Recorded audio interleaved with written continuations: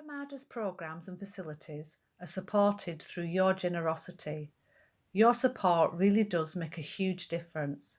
You'll find a link for contributions on the website at apamada.org/contribute. Thank you so much.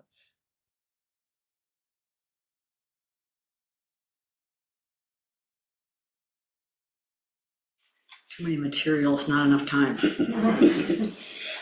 So I'm not going to give a talk per se. I want to give you a couple of cautions. The question that we had left over was, what does a turquoise community look like, right?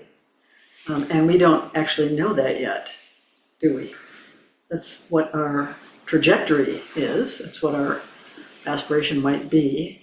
But I have a sense that it's informed by things like the Gaia hypothesis, that the Earth and its atmosphere are one breathing organism. Turquoise level very keenly aware of the interdependencies of basically all that is. So that's what I would suspect, and that there's a kind of what they call sometimes chaotic order. So it's a merger of chaos and order. There's enough chaos for life to be vibrant and vital, and there's enough order to provide structure and meaning. And those meanings are really deep and profound. They're not exclusionary. They don't make divisions. They don't have an inside and an outside or a belonging. Are we recording? Yes. Good, okay. Belonging or not belonging, those aren't really concepts that would come up. So, yeah, so I think just extrapolating from what turquoise level looks like for individuals, and what Claire Graves said was, well, these are people who say, when we describe yellow level, for example, yeah, I used to think like that, but I don't anymore. So he didn't have a lot of data because he didn't have a lot of people to draw from at that level. But they've since done, the research.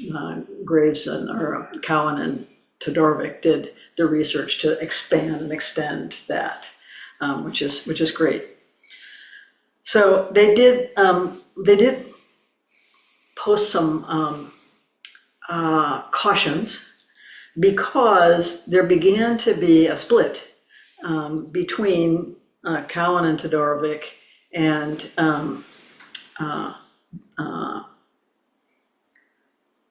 Beck, who was the co-author on the first book of Spiral Dynamics. And Beck wanted to take it all out into the business world and promote and have consultancies around it, but he didn't have a grasp of the kind of sophistication of the model. He just had a sense of these are colors, and so there grew up around sort of the integral world, this appropriation of these levels and stages.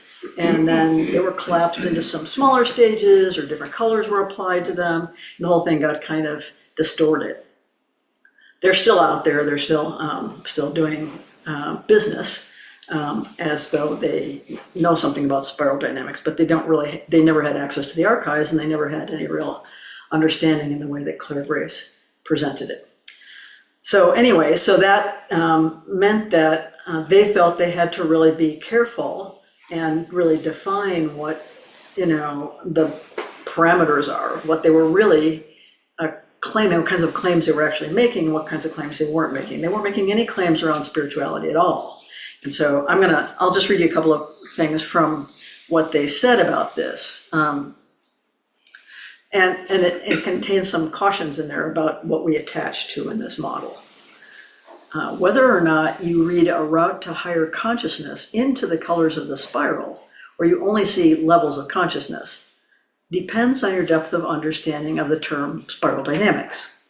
If your meaning includes greater cognitive complexity and awareness of existential problems as interactive factors in life's ongoing equation, using your perceptual and learned abilities to sense and grasp more aspects in a particular context, then yes, there is a relationship, right, between what they are describing in spiral dynamics and levels of consciousness. So right away, people started saying this is higher and higher levels of consciousness, which is not what they're, that's not any kind of the claim that they're making.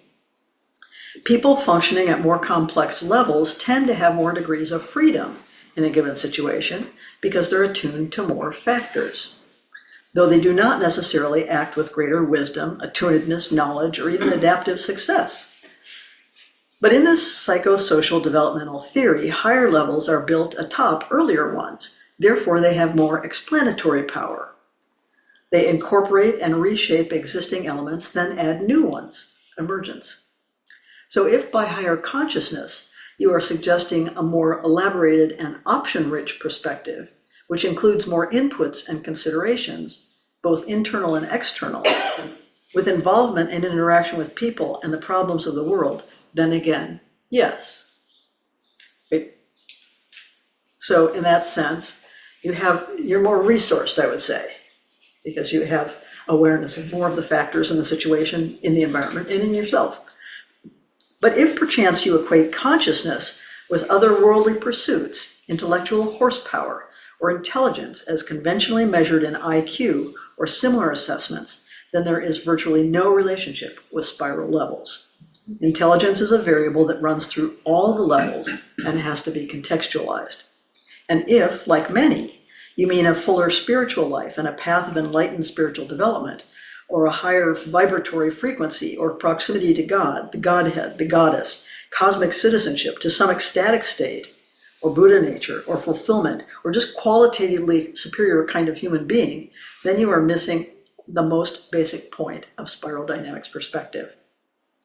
Those thoughts take shape within the structures and parameters of the levels. They reform as levels change.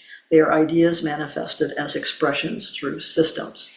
So there was a kind of a naive assumption that higher levels meant more intelligence, but specifically, that was something that Graves tested for and found that there was no IQ difference between levels.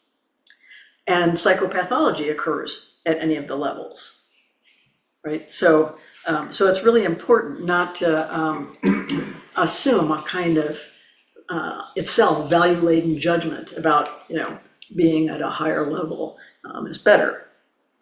So he says, smart, well-adapted folks with great minds exist at all levels in the model.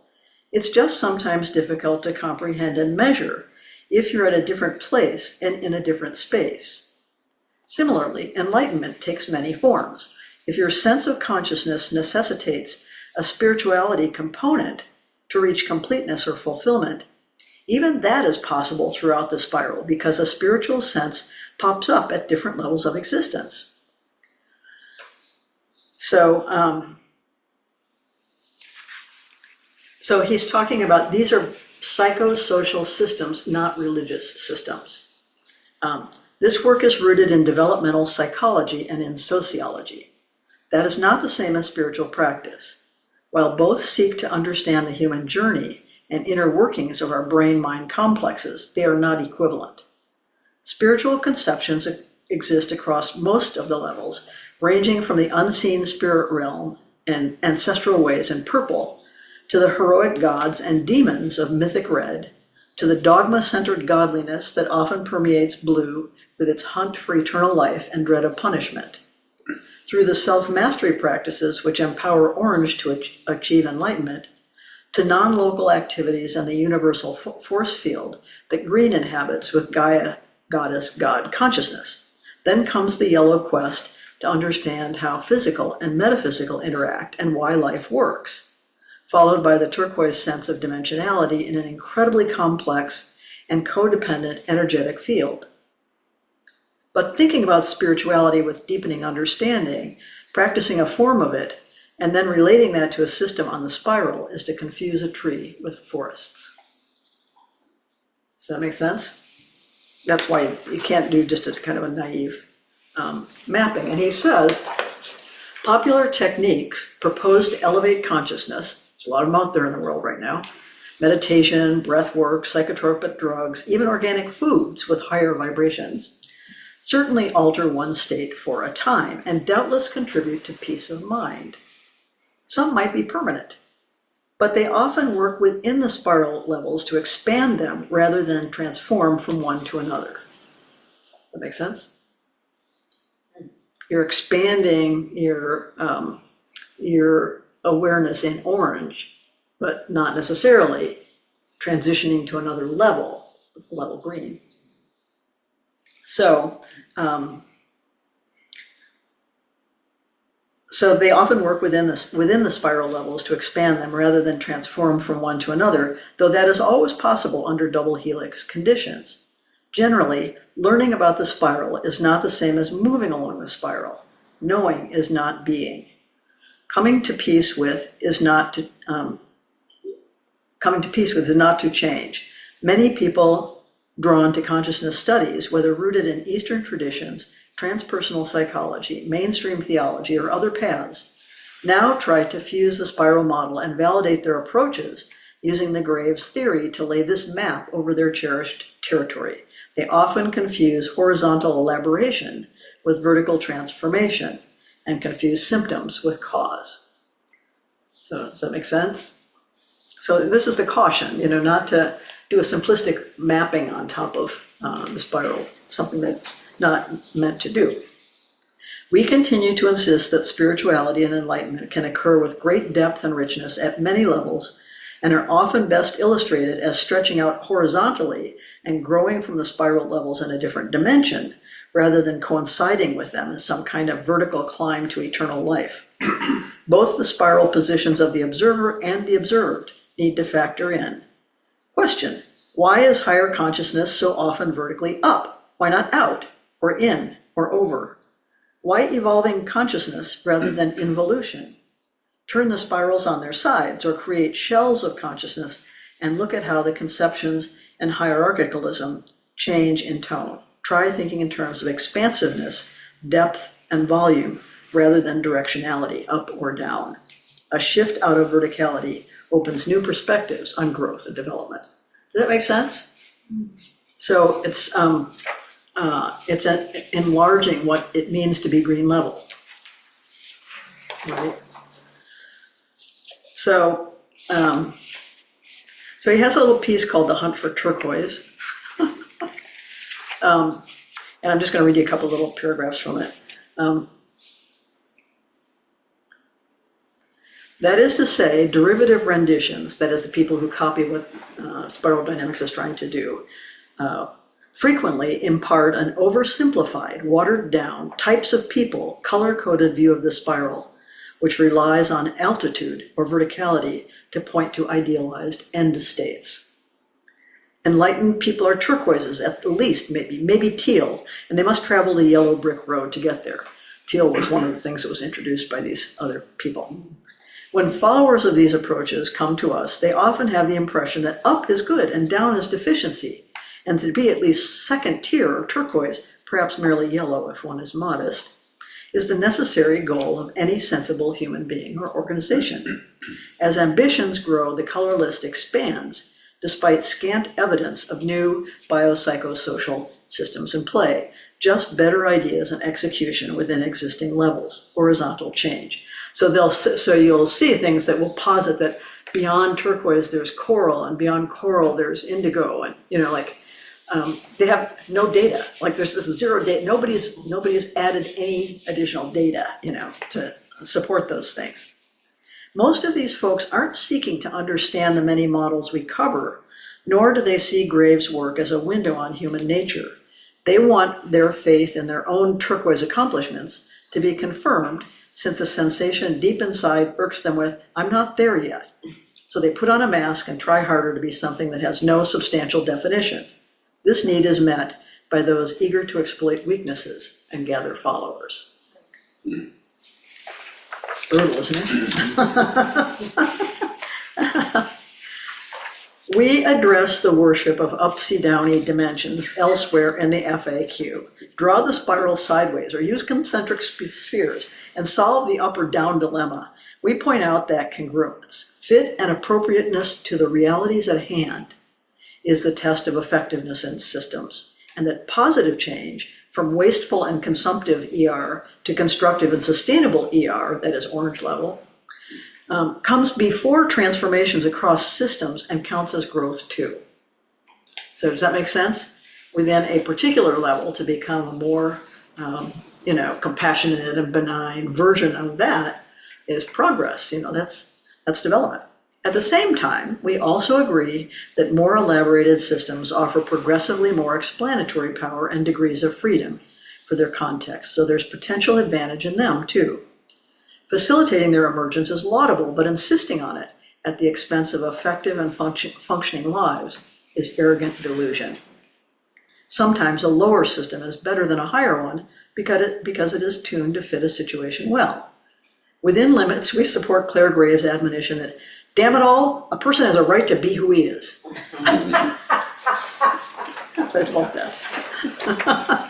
So if you're planning on trying to ratchet your relatives up the spiral, this is an admonition about that.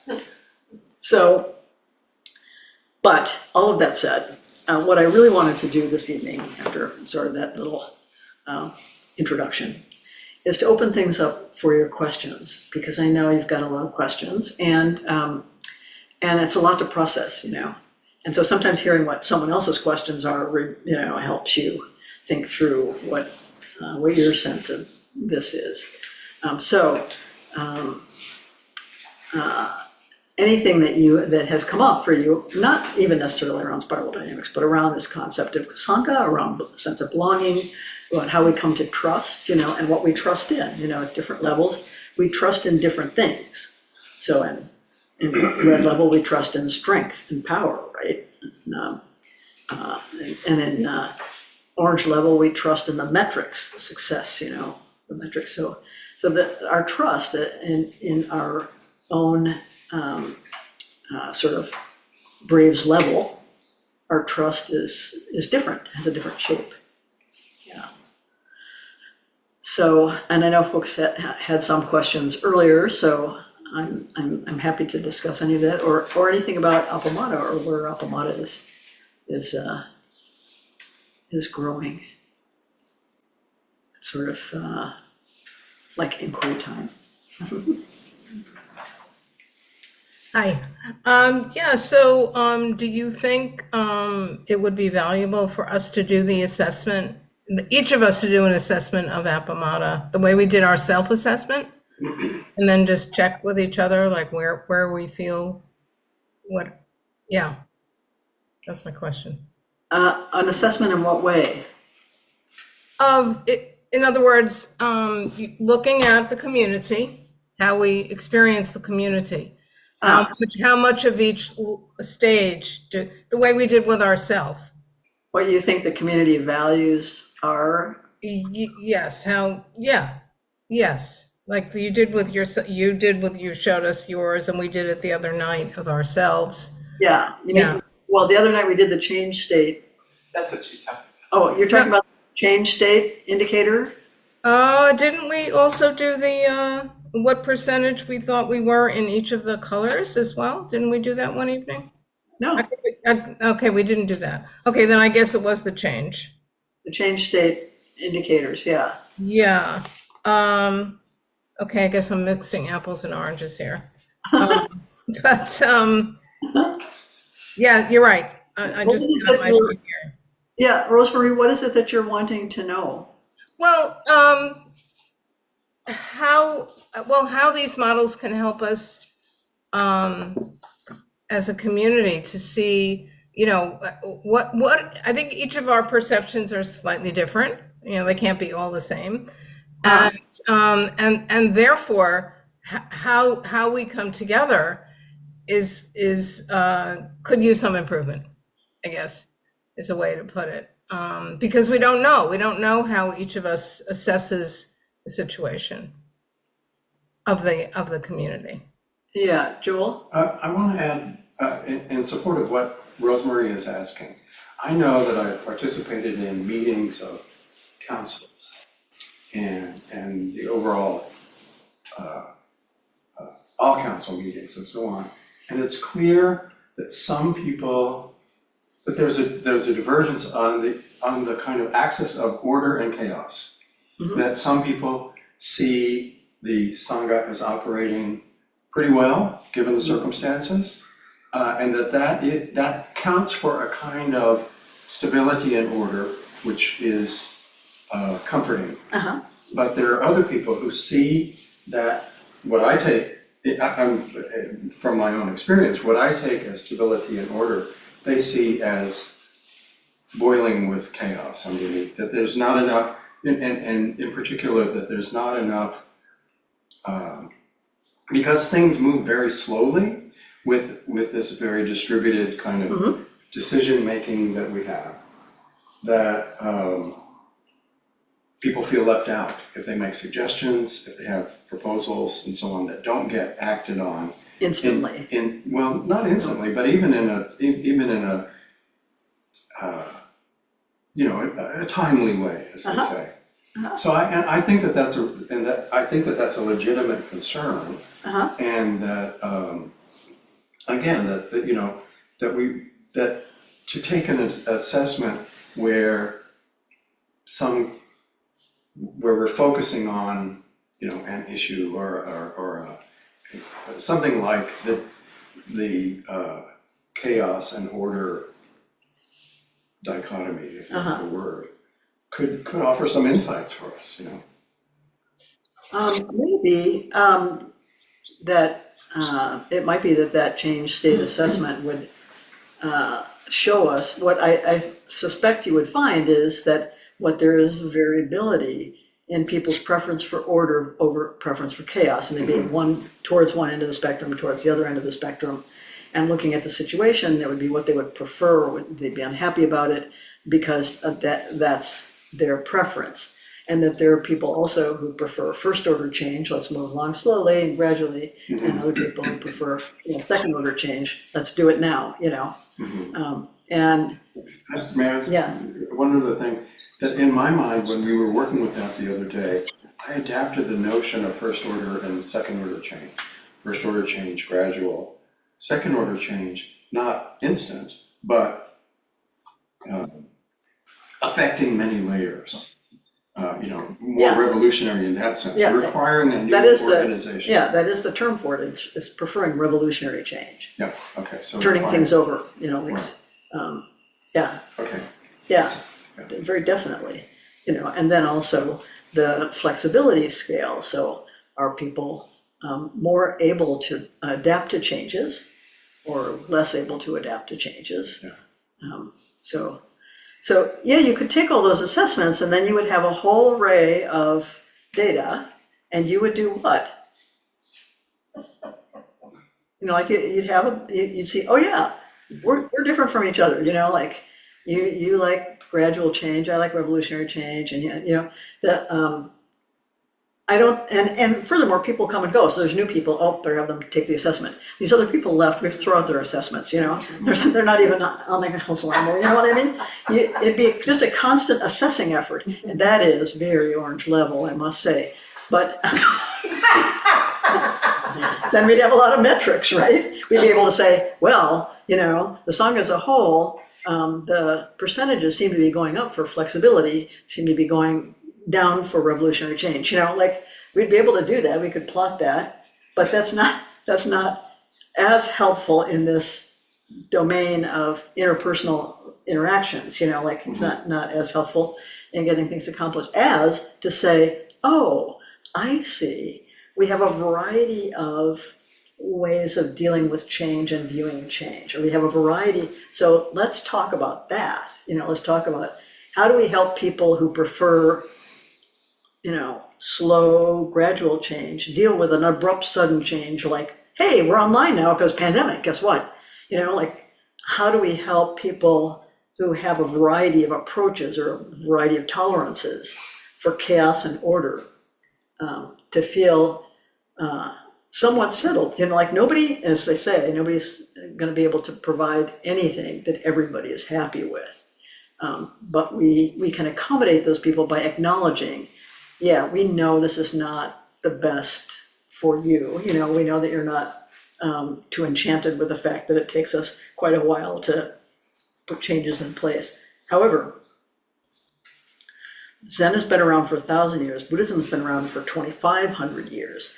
None of it is brain surgery that's urgent and requires emergency care. So, so part of it is that development of patience is part of what's being taught, right? When we have to go through a process instead of just making a snap decision, or just telling somebody, I want this to be, this way, and having them agree and do it. You know what I mean?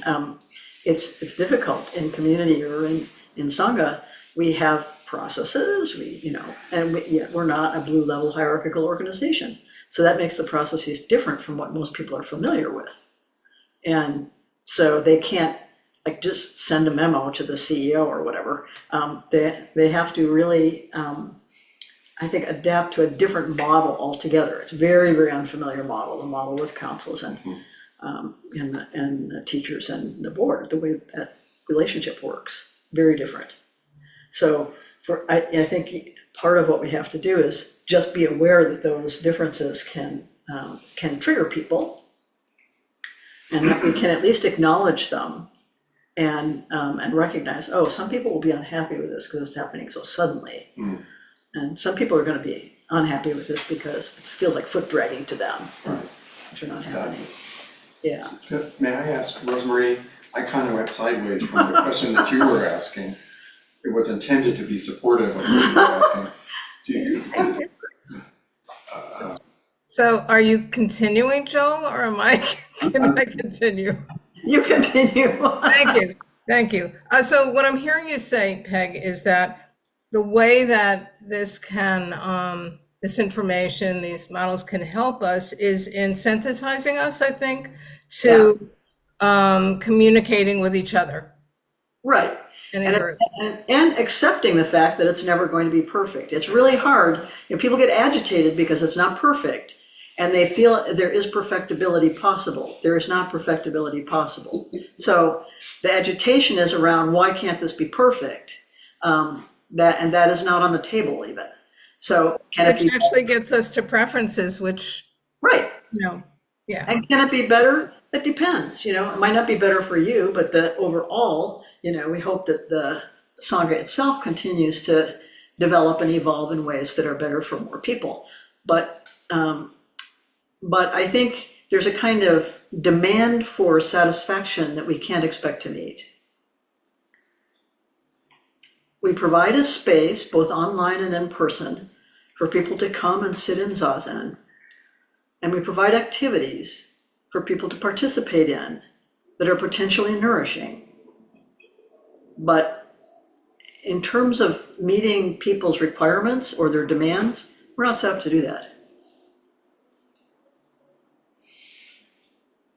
So one of the things that I've noticed is just the adaptation to the changes that we've been going through. Right. And that's been very, much more difficult for those locally than for those of us online who've always been online. Yeah. And so just noting that. And, right. I don't know if there are ways to help with that, Help people appreciate what's offered, and stop agitating for what isn't available. The most helpful thing anyone can do is help people appreciate the enormous amount of work and energy and attention and effort and resources are poured into the Sangha by people who have, not a staff position, not an executive position, not a salary, it's just a huge effort to make this offering available. So the best thing people can do is appreciate it. Does that make sense? And yes, and I think also encourage people. Yes. That it really, it's the same offerings. It's the same, the people that are here are the people that are here, and encourage people that they can continue. Yeah, absolutely. In a format, it's the format that I think might be, difficult for some people to adjust to. Well, it's very challenging, right? it's very challenging all around, you know, we're in challenging times and we need to support each other. Go for it. I'm gonna speak up because I'm gonna try to formulate a thought that's kind of in my mind and I can't quite. So something I'm really reflecting on in light of our, where we are right now, post-pandemic and with the Yeah. dispersion of even Flint is the degree to which we are thinking of the Sangha as sort of oriented around or oriented towards a reference point of you and Flint or teachers or trusted teachers, and to what degree are we thinking of the Sangha as oriented towards each other, you know? And I do think you know, the sort of what the definition of it is, you know, and it's not that if there were no teachers, you know, we would still be together in the same way or anything like that. So there Right. is a kind of orientation, but I do feel sometimes like there's like an underappreciation of what it Yes. really is about. Yeah, us, I you know. agree. I mean, I'm just thinking, I mean, I think about this a lot, but I was just thinking about Anne and her, you know, that she's had surgery and stuff like that. So there was just this kind of quite, I mean, I guess it was kind of ordered, but it was quite spontaneous, you know, kind of, I don't know. Right. Sort of like Anne is gonna have surgery, we need to help her. Yes. And, you know, provide meals and all that kind of stuff. And that felt very natural, you know, and so I think we sort of see that, you know, but we somehow think that the real value is somewhere else, you know. I wonder, yeah, I don't know, or maybe Yeah, I don't know, I the think- real definition is somewhere else or something like that. And I Yeah, don't think it's either or, but I do think that I sometimes wonder as we sort of think about our future and stuff, it's like, do we believe in us, you know, do we believe in and us. that's really what this transition is about, right? That it's, it can't be a cult of personality, it just can't. right, You know. right. On the other hand, the immense amount of practice, experience, wisdom, study, and everything that the teachers bring Right, is really enriches that we-ness, you know, Yeah. right? That we share. Yeah, that's such a good point, because that is a distinction here in the connections that people have with each other, and that is the distinction in the, I think it must be in the art of community, between a group and a community, right, right? So a group could be, you know, fans of the Yankees. They have no necessarily any care for each other, and a community cares for each other. That's the idea, which means that a lot of things that think they're community are not really community, right? Or they would talk about community, but there's no real care there. Yeah, and that's what we want to keep alive. We want to make sure that we yeah, keep so that. I just in terms of my own thing, it's sort of something I just Yeah. feel like I wanna both cultivate it, but also be really aware of it myself and just Yeah. kind of encourage all of us to really be aware of it. Yeah, So that we're not feeling so much loss, you know, and Yeah. more, you know, just kind of yeah, an appreciation for what is there yeah, that is equally important. And that's Yeah. being modeled by the care in the exact situation you were describing, right. which I didn't even know about. Yeah. So I would say it's important to get the word out, you know, Yeah, that these things. right, are so happening. like, so thinking about things in terms of our, you know, Right. forward momentum, it's like, what do we do that, you know, kind of encourages that, you know, Yeah. or cultivates that or continues to. That's a good collaborative question for the board, the teachers, and the councils to take up, right? Yeah. That's a really good, and, you know, it may be that we could do a retreat or something for that, just that kind of envisioning of what does that look like? You know, yeah.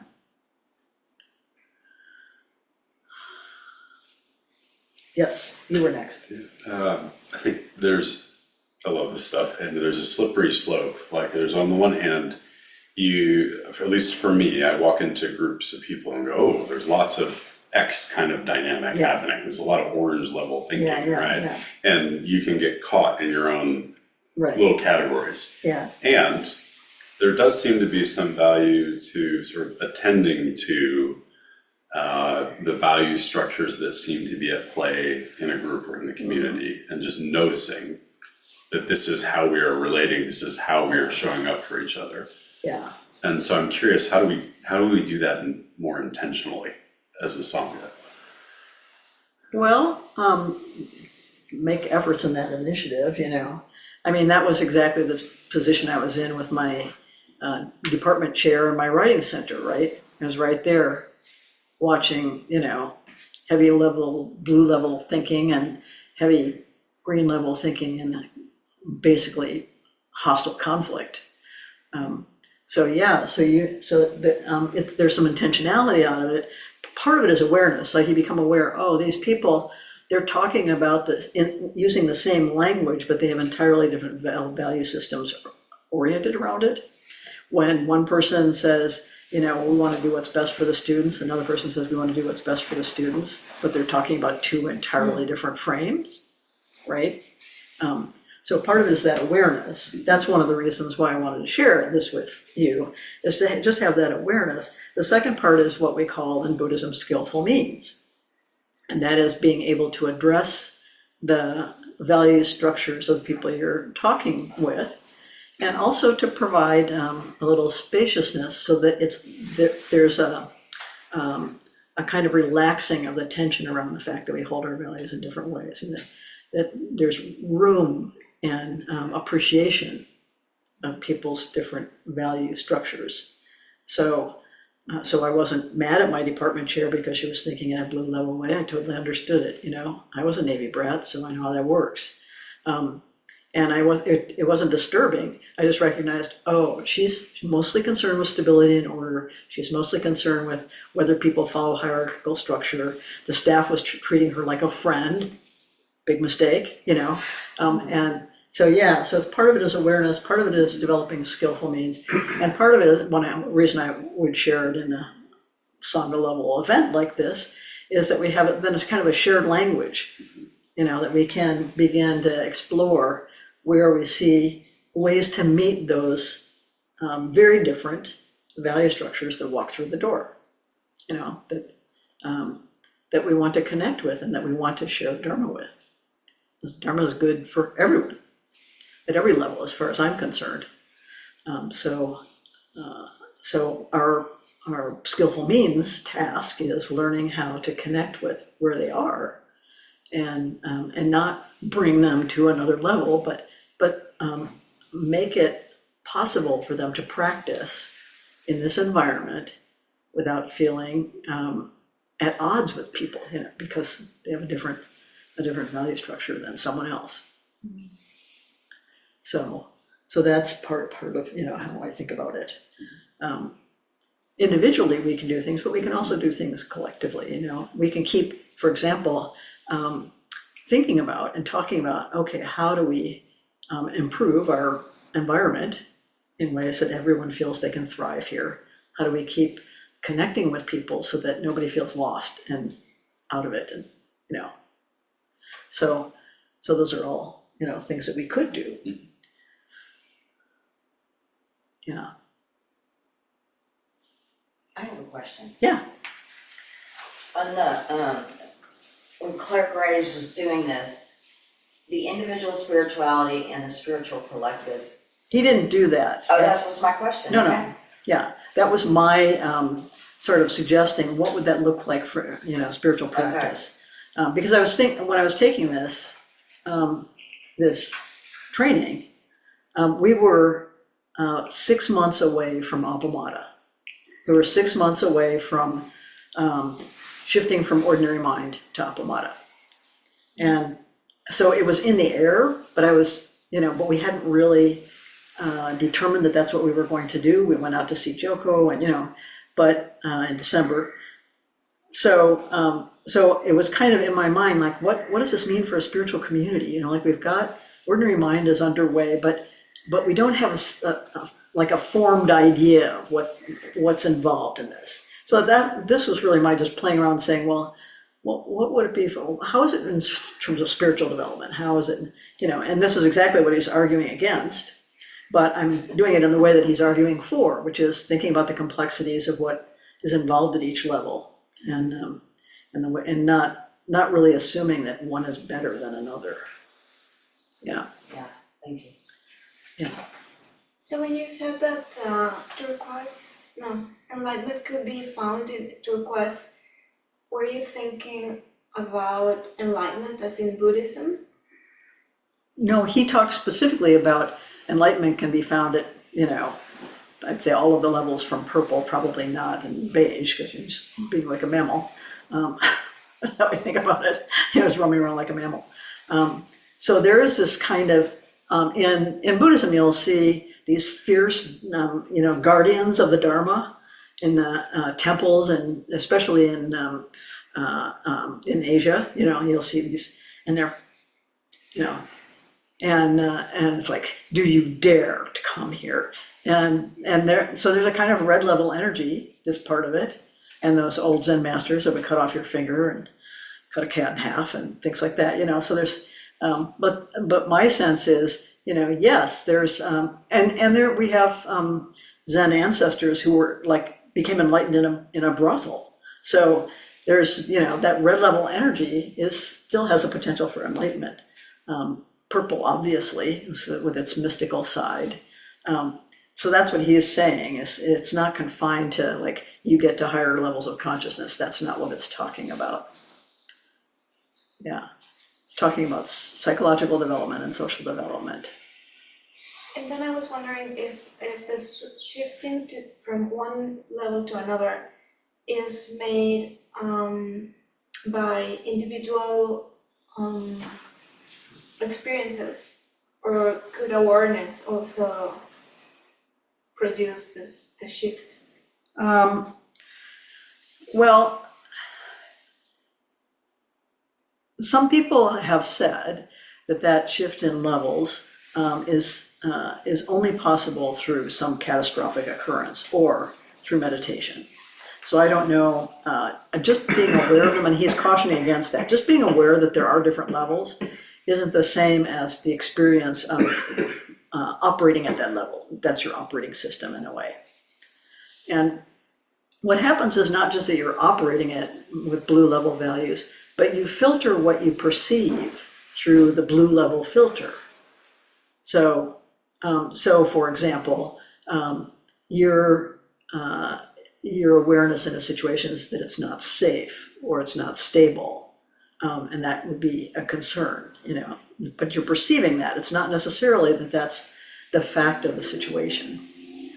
So awareness is not enough, I would say. Does that make sense? Yeah. Yeah. I mean, you can know about these things and still be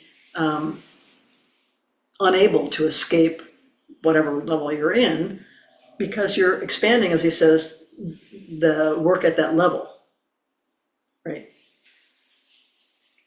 So you become a more expansive green level person or a more expansive orange level person. Yeah. So I knew when we were in the landscape business, we knew a fair number of wealthy clients who had big mansions on Lake Geneva. And one of the things I learned was that some of them had this go-go orange energy because of the causes that they cared about. And so they, we had one client who said to us, I'm making as much money as I can for childhood cancer. That was his thing. He was gonna be resourced so that he could really make some impact on that problem, right? So that's a sort of what I consider to be evolved orange level, right? Very different from somebody who's like, I'm gonna get that Rolex and I'm gonna sales award this month, and right? So that's what he's talking about, is expanding within levels, not agitating yourself to try to climb the ladder to another level, or yeah. Yeah, and I think, I started to think at one point I was mapping Dan Siegel's 9 criteria of maturity onto this onto this map, and so I was thinking about psychopathology at each of these levels looks different. The psychopathology that you encounter would look different, but would be kind of characteristic, because it's all bound up in how our values are organized. Yeah. Yeah.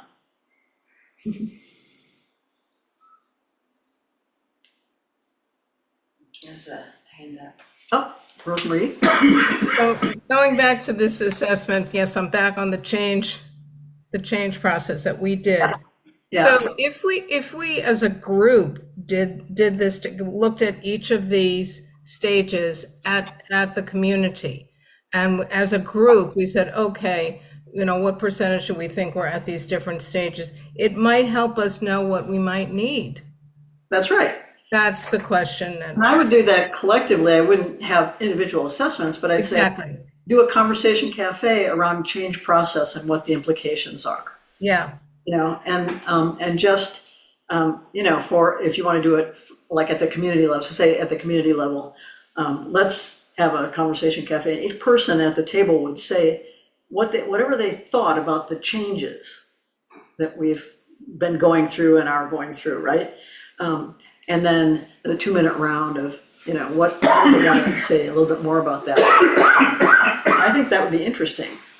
You could even introduce this change model diagram, and show them, and talk about what that means, and then say, where do we think we are? I mean, that would be perfectly valid, I would think.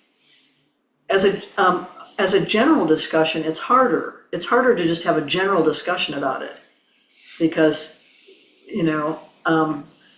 there'll be some people who don't say anything, and there'll be some people who talk a lot, and the conversation cafe model ensures that you hear from every single person in a kind of equal way. Yeah. I'm a big fan of that model, for that reason. Yeah.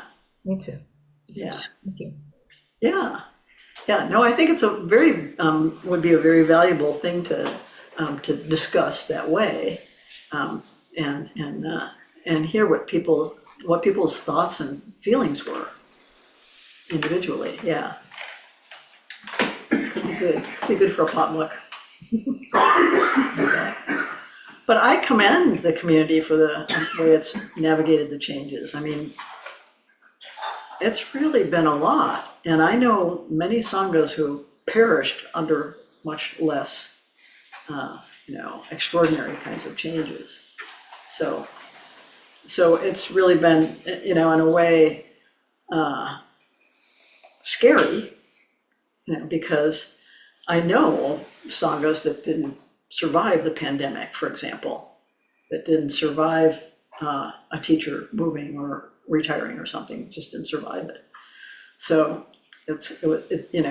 for me, I'm just grateful that I'm still alive and around, so that I can offer support as I can offer in the ways that I can offer support, right? And so that I can document what it is that we've been doing, so that people will have some understanding about it. And so, yeah. So we're doing our best, but we're surviving, and that means a lot, given what we've been through, the roller coaster ride. So, and the thing about systems thinking is you begin to recognize, sometimes a big impact doesn't really have much of an effect on the system, and sometimes a little tiny impact has a huge rippling effect on the system that you can't anticipate.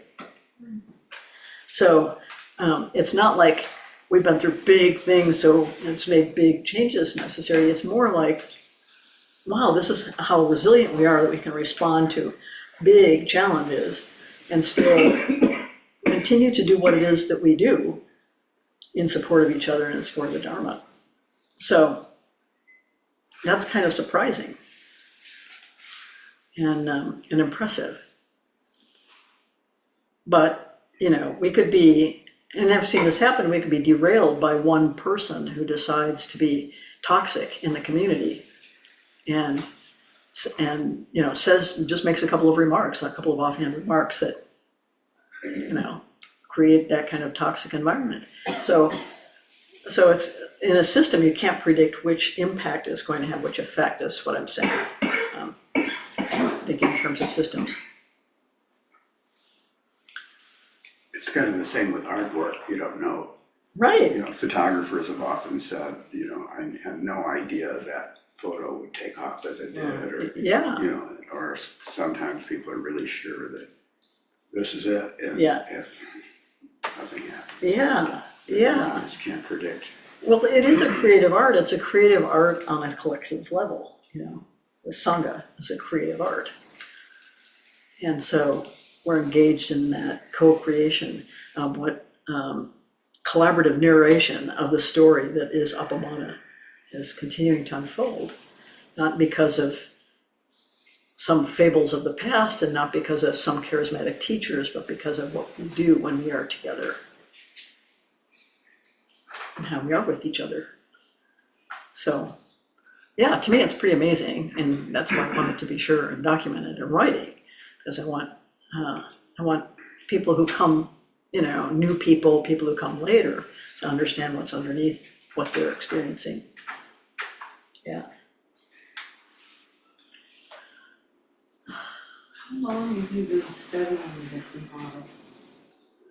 I first got introduced to it in 2007.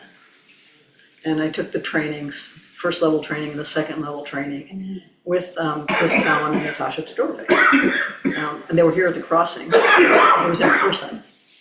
And it was quite instructive and delightful and hundreds of times deeper and richer than what I can, you know, compress into such a small time frame. But I did do a class on it after that, and I've taught it in various places at Seton Cove and other sanghas.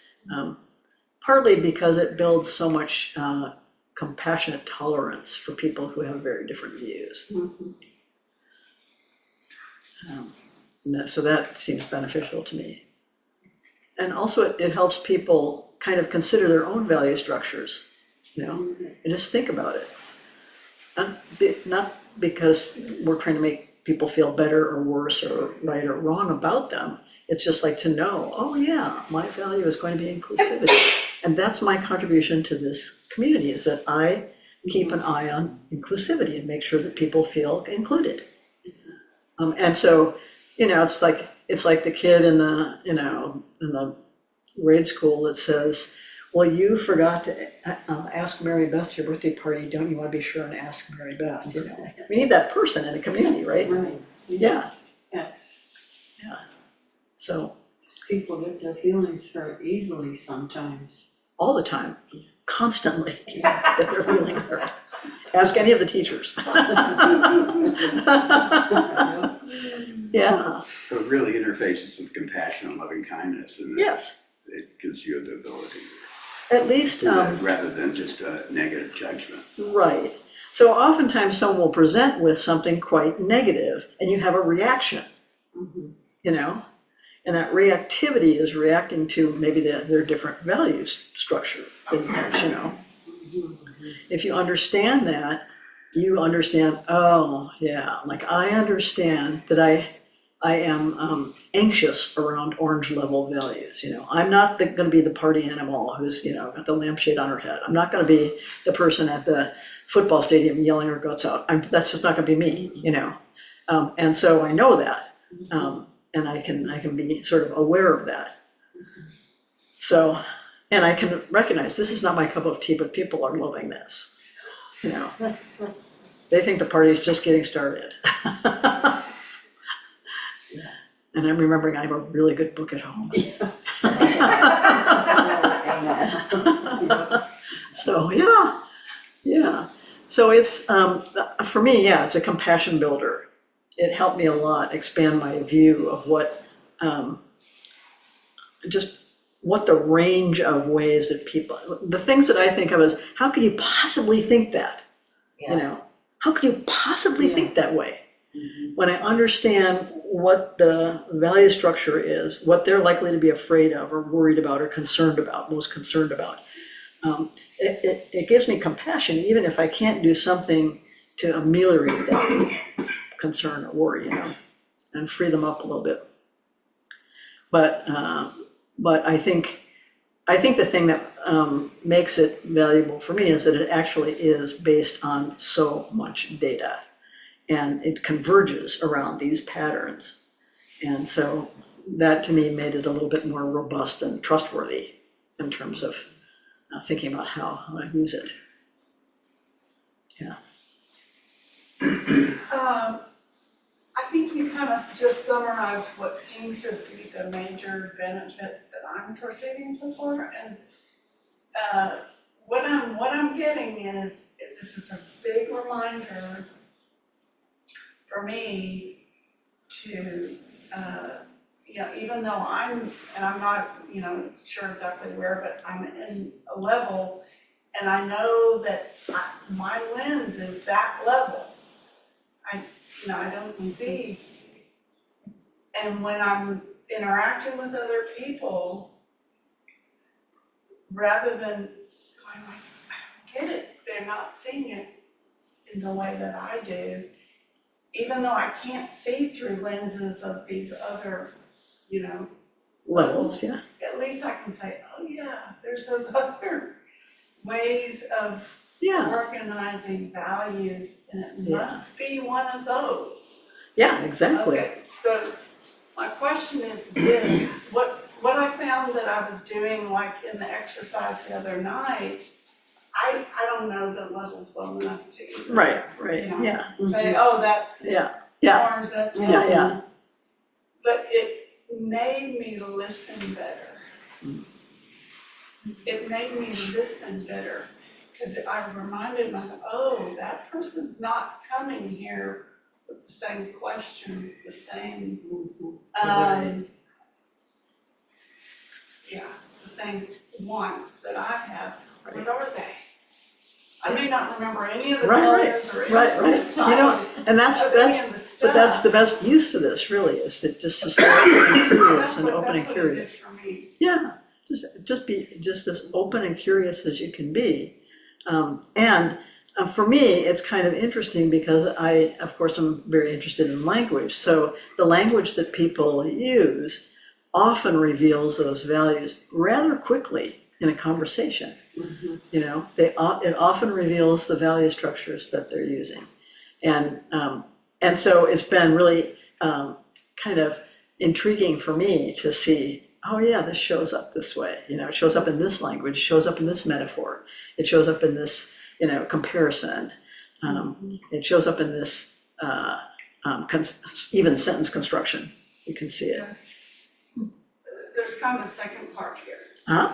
Okay, so that said, what I said so far, I could stay this ignorant and this has already helped me. Okay, but the second part of the question is, I think it would help me more if I really would get an embodied sense of each of these different levels, because that fuels the way that I listen, the kinds of questions I ask of the other person, and so on. And so my question is, what would you recommend as the best way to really get a feel for these different levels? I Well, have a taste right now, but I want Yeah. a more robust feel for each one. yeah, in terms of experience, the best thing I can think of is the guided meditation that I did that takes people through the levels. So then you get it experientially. You feel you are, a mammal at beige level, and you feel, but just for me, just returning to the model and sorting through, kind of checking with myself, what does that feel like? What does that feel like?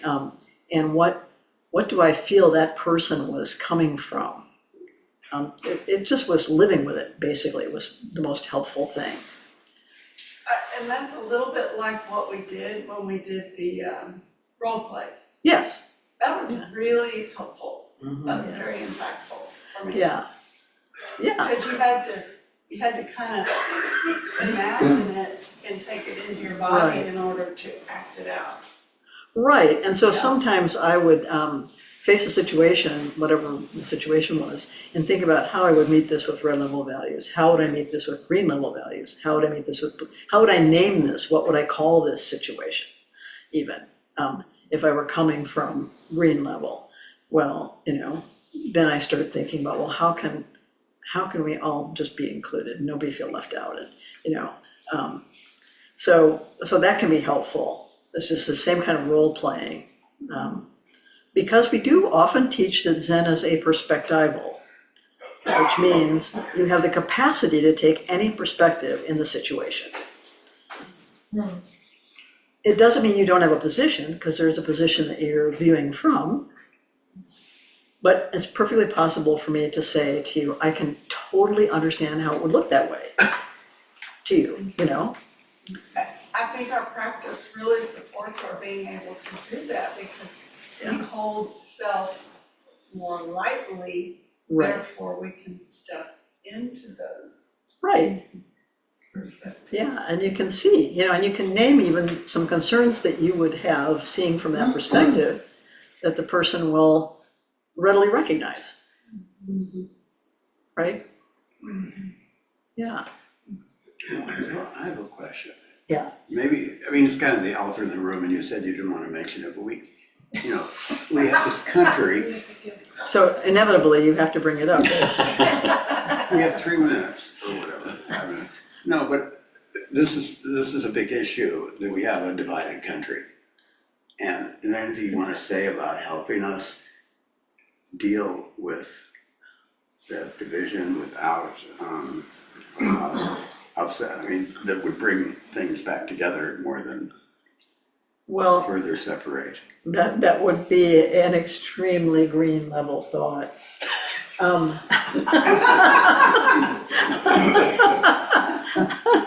I think, let everybody be the goddamn way they want to, it's more about recognizing, we're always going to have this diversity. We'll always have people who will work to turn that diversity into a liability, and people who are working to turn that diversity into a strength. And so it's not so much about bringing people together as helping people appreciate that the diversity is actually valuable and useful and enriches our culture, right?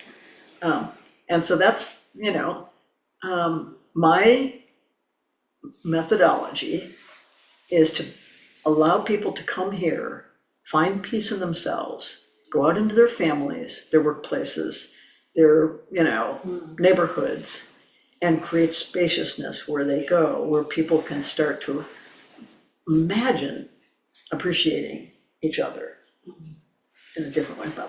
My methods are stealth methods, basically, for cultural change. I tried the protest method, didn't work for me. The war just went on. Nixon didn't care what I was marching about or being maced about or being put in jail over. I saw the real limits of that in terms of effectiveness. And then, in the educational side of things, I decided, it's about providing alternative structures so that people will choose the better structure over the worse structure, but it turns out they don't do that, because what they really need is a change of consciousness, and that's where I started to work. Thank you. But, in terms of, there's not ever going to be unity in the ways that people dream of. There is only going to be some recognition that diversity is our strength. And it's not just to be tolerated, it's to be actively appreciated. Thank God, we have this diversity. So, probably thinking the wrong person, but anyway. That seemed like a good I think it's a great idea to appreciate diversity and what we can gain from it. Yeah. And that's why I've enjoyed teaching this model, because that's one of the things that helps people do, is I have an appreciation for different value structures. Just a simple thing, like when I was teaching writing at UC San Diego as a brand new writing instructor, I didn't know anything. About 30% of my students were Asian students. And there was a huge problem with plagiarism. And I was talking to my sister about it, and I was saying, I don't understand, they're just taking, lifting whole paragraphs and whole, pages out of articles that they're reading and putting them right into their essays, with no attribution at all. And she said, oh, well, that is the Japanese way. You know, if somebody has said something better than you can say it, just use that. It's the better way to say it. You know, they don't have a sense of individual authorship as some kind of capitalist asset, you know? It's much more, oh, this person said this very well, let's put this right here, you know? And I thought that was so interesting, you know, so what we had to do was help them learn how to cite those sources, and how to incorporate them into their own writing a little bit. But the view was very different, you know, it was very much a collective view. We all advance in knowledge together. Here's these, you know, these writings that help us, so let's just put that right in there, right in the mix. So that was novel for me, right? There wasn't that sense of individual authorship as some kind of asset you owned. And if you had been a blue level person, you would have been, you know, those are not the rules, you know, that's. Some of my peers in the writing program did have that view, you know, and they were all forever hauling them into the dean's office, you know, for plagiarism, and Right. I'm sure the dean was very bemused, like, what? This again, you know? Yeah. Dogen did it a lot. Oh, yeah, Dogen did it a lot. Yeah. And in fact, Buddhist writings are shot through with exactly that. Planting, you know, some of them are just a pastiche of things that they've collected from other teachers, you know, encounters they've had with students, you know, they just put it all, or something they read somewhere in a sutra. You know, Dogen, you know, massively quoting from the Lotus Sutra, no attribution, of course, because no footnotes. Yeah, but yeah, you just did, these things were like almost like commonplace books of things that they had read and heard somewhere, and another teacher had said. Yeah, that's absolutely right.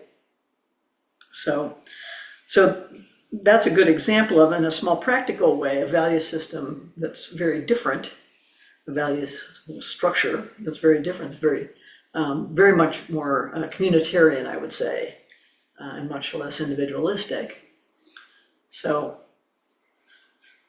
yeah, so anyway, so it's an adventure, right? And what we're doing together is an adventure. Yeah. Please excuse me. I was just thinking about what you were telling us about Jeffrey Cohen's book, Belonging. And I'm only maybe halfway through the book, but he gives several very specific examples of ways to construct social, his emphasis is, as I understand it, that the social situation that people are in is much more important to people's participation and how they behavior. feel about themselves than the individual starting point. Psychological, yeah. Exactly. And but he gives examples of how to construct a kinder social situation. Right. And they're example after example, but I haven't gotten to the part where he can generalize from that. Yeah, That he's seems giving like a examples. Their work is called situation crafting. It's where you craft a situation in which it's supportive of the kinds of qualities or behaviors that you hope for. So, or that you're trying to generate. Because it is true, people are so heavily influenced by the situation and the people in the situation with them. And they've proven this a million times with a million psychology experiments. There's a famous one where, you know, they have everybody on the elevators facing the back, so some other person gets in the elevator, they face the back too, you know, because that's what everybody's doing, right? Now, that's not the way you stand on an elevator normally, you know, but because of the situation, they're going to accord with the situation. And many, many examples where they'll have an experiment where they give a little room full of people a problem to solve, you know, and unbeknownst to the person who's the experimentee, everybody else in the room is an actor. So everybody else in the room has a deliberately wrong answer that's the same. And it's a really obvious thing, like, are these two lines the same length? You know, it'd be really something very, very obvious, you know? And everybody says, no, they're different. And here's the person going,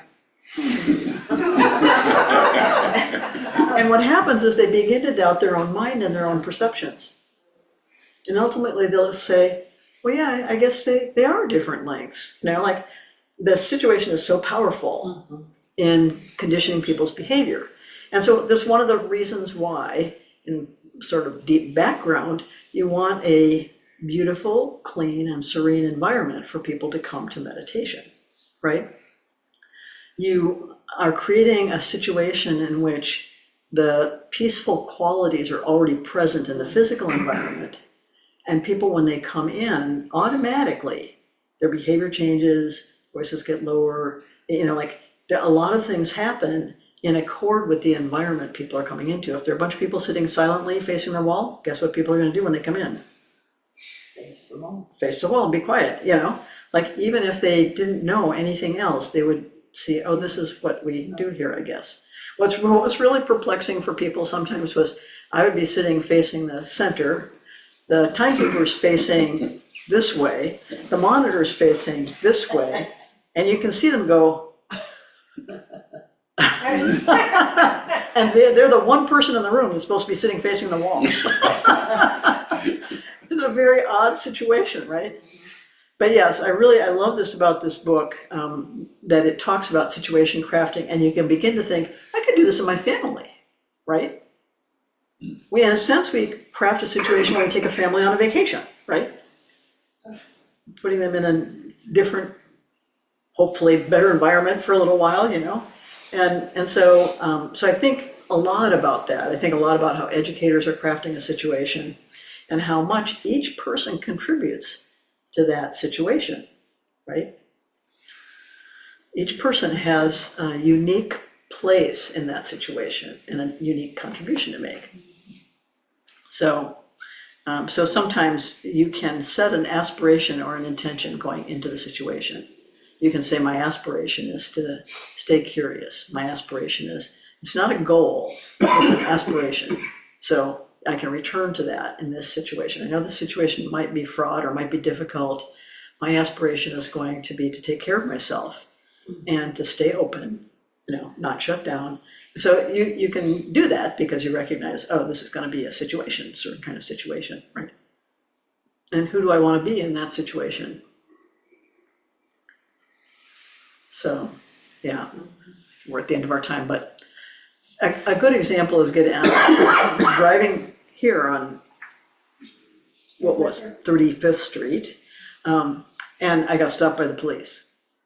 And so this young officer comes over and he says, I suppose you know why I stopped you. And I said, I'm guessing I was going too fast.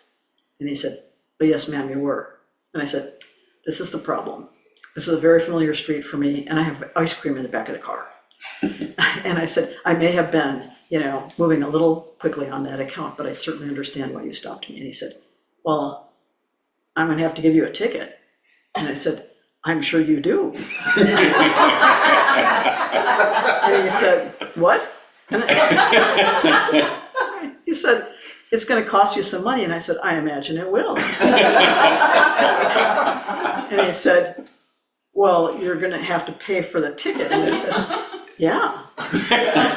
And I said, and you know what? That's gonna make me way more mindful when I come down the street again, don't you think? And he said, yes. But I still have to write the ticket. And I said, I know.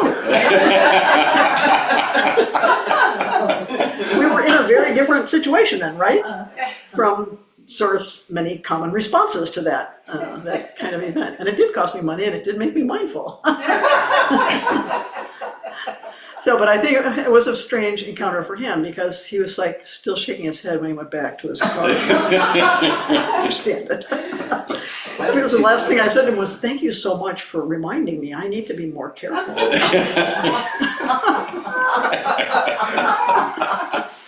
Situation crafting, that's what it is, you know, it looks like that.